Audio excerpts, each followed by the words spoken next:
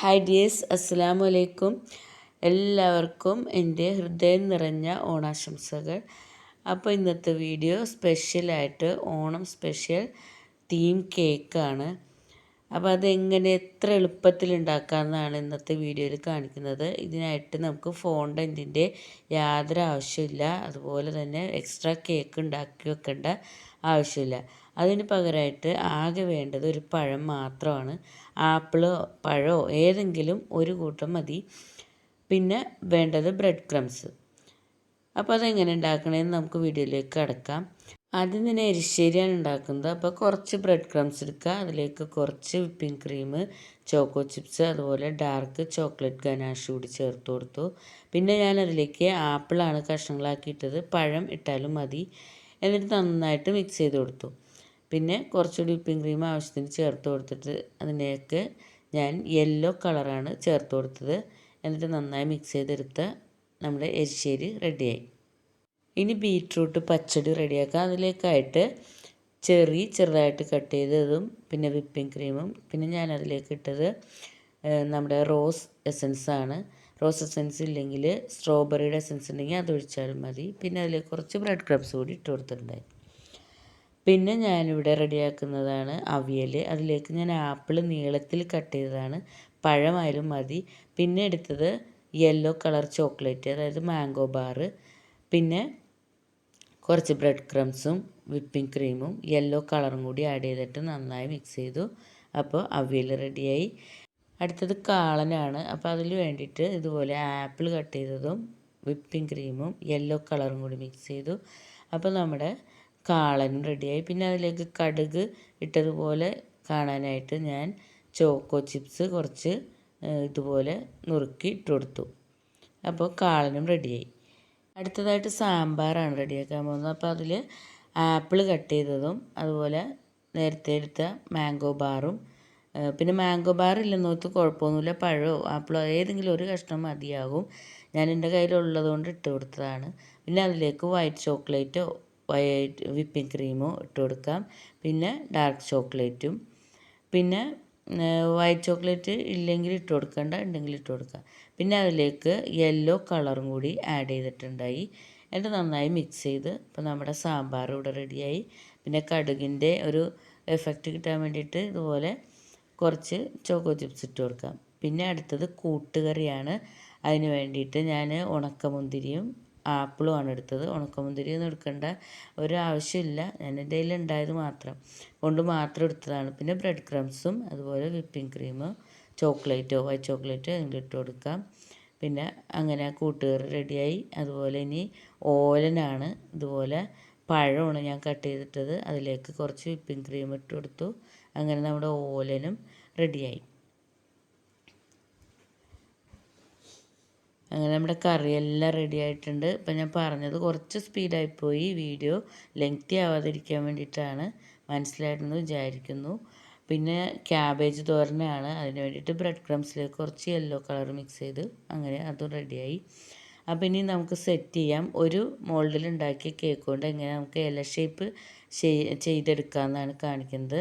അപ്പോൾ ഞാനിവിടെ 10 ഇഞ്ചിൻ്റെ മോൾഡിലാണ് ചെയ്തത് കേക്ക്. അത് ഇതുപോലെ 3 ലെയറായിട്ട് കട്ട് ചെയ്ത് ക്രം കോട്ട് ചെയ്ത് വെച്ചു. എന്നിട്ട് അതിൻ്റെ 2 സൈഡ് ഇതുപോലെ മുറിച്ചെടുക്കാം. അപ്പോൾ ഇങ്ങനെ ചെയ്യുമ്പോൾ നമുക്ക് എക്സ്ട്രാ വേറെ കേക്ക് ഉണ്ടാക്കേണ്ട ആവശ്യം വരുന്നില്ല. ഒരു കേക്കിൽ തന്നെ നമുക്കിത് റെഡിയാക്കാം. അങ്ങനെ മുറിച്ച് വെച്ചത് ഇതുപോലെ ഫ്രണ്ടിലേക്ക് എടുത്ത് വെച്ച് കൊടുക്കാം. അപ്പോൾ എൻ്റെ വീഡിയോ നിങ്ങൾ ആദ്യമായിട്ടാണ് കാണണമെങ്കിൽ ഒന്ന് സബ്സ്ക്രൈബ് ചെയ്തേക്കുക. അതുപോലെ സബ്സ്ക്രൈബ് ചെയ്യുന്നതിനൊപ്പം തന്നെ ബെൽ ബട്ടൺ കൂടി ഒന്ന് ക്ലിക്ക് ചെയ്താൽ ഞാനിടുന്ന വീഡിയോസ് എല്ലാം നോട്ടിഫിക്കേഷനായിട്ട് ലഭിക്കും. ഇതുപോലെ അതിൻ്റെ സൈഡിൽ നീണ്ടു നിൽക്കുന്ന പീസൊക്കെ മുറിച്ച് നമുക്ക് ഉള്ളിൽ ഗ്യാപ്പ് ഉണ്ടെങ്കിൽ അതൊക്കെ ഫില്ല് ചെയ്ത് കൊടുക്കാം. പിന്നെ നിങ്ങൾക്ക് എൻ്റെ വീഡിയോ ഇഷ്ടമായിട്ടുണ്ടെങ്കിൽ ഒന്ന് ലൈക്ക് ചെയ്യാനും മറക്കല്ലേ. അതുപോലെ എല്ലാവർക്കും ഷെയർ ചെയ്ത് കൊടുക്കാം. അപ്പോൾ നമ്മൾ കേക്ക് ബോർഡിൻ്റെ അറ്റത്തേക്ക് വെച്ച ആ ഭാഗം ഒന്ന് മുറിച്ചെടുക്കാം. എന്നിട്ട് അത് ഫ്രണ്ടിലേക്ക് വെച്ച് കൊടുക്കാം. അപ്പോൾ ഇങ്ങനെ വെക്കാൻ വേണ്ടിയിട്ടാണ് നമ്മൾ സൈഡിലേക്ക് ചേർത്ത് വെച്ച് കൊടുത്തത്. ഇപ്പോൾ നമ്മുടെ ഇല ഷേപ്പ് ആയിട്ടുണ്ട്. ഇനി ഇതിലെന്തെങ്കിലും അപാകത ഉണ്ടെങ്കിൽ നമ്മൾ ഫ്രോസ്റ്റിംഗ് ചെയ്യുമ്പോൾ അത് ക്ലിയറായി കിട്ടും. അതുപോലെ ക്രം കോട്ടൊക്കെ ചെയ്ത് കഴിഞ്ഞിട്ട് ഞാനിതിന് മുകളിൽ മാത്രം പച്ച കളർ ചേർക്കുന്നുള്ളൂ. കുറച്ച് വിപ്പിംഗ് ക്രീമിൽ കളർ ചേർത്തിട്ട് അങ്ങനെ മുകൾ ഭാഗത്ത് തേച്ച് കൊടുത്തു. ഇനി ആ ഇലയുടെ ഒരു എഫക്റ്റ് വരാനായിട്ട് നടുക്കൂടെ ചെറിയൊരു ലൈൻ പോലെ വച്ചിട്ട് നമ്മുടെ കയ്യിൽ റൗണ്ട് ഷേപ്പുള്ള എന്തെങ്കിലും കത്തിയുടെ പിടിയോ അതുപോലെ പേനയുടെ അറ്റോ എന്തെങ്കിലും കൊണ്ടിട്ട് ഇതുപോലെ ഒന്ന് വരഞ്ഞു കൊടുക്കാം. എന്നിട്ട് ഇതുപോലൊരു സ്ക്രാപ്പറോ അല്ലെങ്കിൽ ഓയിൽ ബ്രഷോ വെച്ചിട്ട് പിന്നെ ഫോർക്കാണെങ്കിലും മതി, ഇതുപോലെ ഒരു ചരിച്ച വര നമ്മുടെ വാഴയിലേക്കിലൊക്കെ കാണുന്നത് പോലെ ഒരു ചരിഞ്ഞൊരു വര പോലെ എന്നിങ്ങനെ വരച്ചു കൊടുക്കാം. പിന്നെ ഞാനിവിടെ ഇപ്പോൾ ഉണ്ടാക്കുന്നത് ശർക്കര വരട്ടിയാണ്. അത് ഉണ്ടാക്കാൻ മറന്നുപോയിരുന്നു. അപ്പോൾ കുറച്ച് പഴം മുറിച്ചിട്ട് ഇതുപോലെ ബ്രെഡ് ക്രംസാണ് ഇട്ട് കൊടുത്തത്. എന്നിട്ട് അതിലേക്ക് ചോക്ലേറ്റ് ഗനാഷ് ഒഴിച്ചു. അതുപോലെ ചിപ്സ് ഉണ്ടാക്കിയതും പഴം നേരിയതായിട്ട് കട്ട് ചെയ്തു അതിലേക്ക് യെല്ലോ കളർ ഇട്ട് കൊടുത്തു. അങ്ങനെ എല്ലാ പണിയും എളുപ്പത്തിൽ കഴിഞ്ഞു. ഫോണ്ടൻ്റ് ഒക്കെ വെച്ചിട്ട് ചെയ്യാനാണെങ്കിൽ ഒരുപാട് സമയമെടുക്കും. അപ്പോൾ അച്ചാർ ഉണ്ടാക്കാനായിട്ട് ഇതുപോലെ റെഡ് കളറും ക്രീമും കൂടി മിക്സ് ചെയ്തിട്ട് അതിലേക്ക് കുറച്ച് ടൂട്ടി ഫ്രൂട്ടിയോ അല്ലെങ്കിൽ ഇതുപോലെ ആപ്പിൾ കട്ട് ചെയ്തതോ പഴം കട്ട് ചെയ്തതോ എന്തെങ്കിലും ഇട്ട് കൊടുക്കാം. അങ്ങനെ എല്ലാ കറിയും റെഡിയായി. അപ്പോൾ വിളമ്പാൻ സമയമായിട്ടുണ്ട്. അപ്പോൾ ഉപ്പിന് പകരം ഞാൻ പാൽപ്പൊടിയാണ് ഇട്ട് കൊടുത്തത്. പഞ്ചസാര പൊടിച്ചതായാലും മതി. അങ്ങനെ ചിപ്സും ശർക്കര വരട്ടി, കൂട്ടുകറി, കാളൻ, അച്ചാർ, പിന്നെ എരിശ്ശേരി, പച്ചടി, അവിയൽ എല്ലാം നിരത്തി വെച്ച് കൊടുത്തു. അപ്പോൾ നിങ്ങൾക്ക് എൻ്റെ വീഡിയോ ഇഷ്ടമായിട്ടുണ്ടെന്ന് വിചാരിക്കുന്നു. ഇഷ്ടമായിട്ടുണ്ടെങ്കിൽ ഒന്ന് റിലേറ്റീവ്സിനോ ഫ്രണ്ട്സിനോ ഒക്കെ ഒന്ന് ഷെയർ ചെയ്ത് കൊടുക്കാം. അപ്പോൾ ഇവിടെ ചോറിനായിട്ട് ഉപയോഗിച്ചത് ബ്രെഡ് ക്രംസാണ്, ബ്രെഡിൻ്റെ ഉള്ളിലുള്ള ഭാഗം പൊടിച്ചത്. പിന്നെ ഇനി ഇതിലേക്ക് പപ്പടം തയ്യാറാക്കാനായിട്ട് ആ ബ്രെഡ് ക്രംസിലേക്ക് കുറച്ച് ക്രീമോ ചോക്ലേറ്റോ എന്തെങ്കിലും വെച്ച് ഇതുപോലെ കുഴച്ച് പരത്തി കൊടുത്താൽ മതി. അപ്പോൾ നമ്മുടെ പപ്പടം റെഡിയായി. പിന്നെ ബാക്കിയുള്ളതിലേക്ക് കുറച്ച് യെല്ലോ കളർ മിക്സ് ചെയ്തിട്ട് നമ്മൾ പഴം റെഡിയാക്കി എടുക്കുകയാണ്.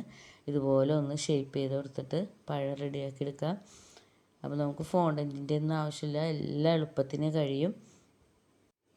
അപ്പോൾ പഴത്തിനൊരു ഒറിജിനാലിറ്റി കിട്ടാൻ വേണ്ടിയിട്ട് ഞാൻ അതിൻ്റെ അറ്റത്ത് ഡാർക്ക് ചോക്ലേറ്റിൻ്റെ ഗനാഷാണ് തേച്ച് കൊടുത്തത്. കളറായാലും മതി. പിന്നെ ഇതുപോലെ ഒന്ന് സ്പ്രെഡ് ചെയ്ത് കൊടുക്കാം. അപ്പോൾ നമ്മുടെ പഴത്തിൻ്റെ മുകളിൽ ഇതുപോലെ ചെറിയ പാടൊക്കെ ഉണ്ടാവില്ലേ. പിന്നെ പഴത്തിൻ്റെ അറ്റത്ത് ഇതുപോലെ ഗ്രീൻ കളറ് ചെയ്ത് കൊടുത്തിട്ടുണ്ട്. അപ്പോൾ നമ്മുടെ പഴവും റെഡി ആയിട്ടുണ്ട്. അങ്ങനെ ഓണത്തിനൊരു സ്പെഷ്യൽ തീം കേക്ക് റെഡി ആയിട്ടുണ്ട്. ഇപ്രാവശ്യത്തെ ഓണത്തിന് എല്ലാവരും ഒന്ന് പരീക്ഷിച്ച് നോക്കാം. നല്ല എളുപ്പത്തിൽ ഉണ്ടാക്കാം. ഫോണ്ടൻറ്റ് പരത്തിയോ വാങ്ങിക്കുകയോ ഒന്നും ചെയ്യണ്ട. അപ്പോൾ ഇൻഷാ അല്ലാഹ് ഇനിയും ഇതുപോലുള്ള വീഡിയോസുമായിട്ട് വരുന്നതായിരിക്കും. നിങ്ങൾ ഉണ്ടാക്കി നോക്കിയിട്ട് കമൻറ്റ് ചെയ്യണേ. അതുപോലെ ഇഷ്ടമായിട്ടുണ്ടെങ്കിൽ ഒന്ന് ലൈക്ക് ചെയ്തേക്കാം. Thanks for watching. Take care. By.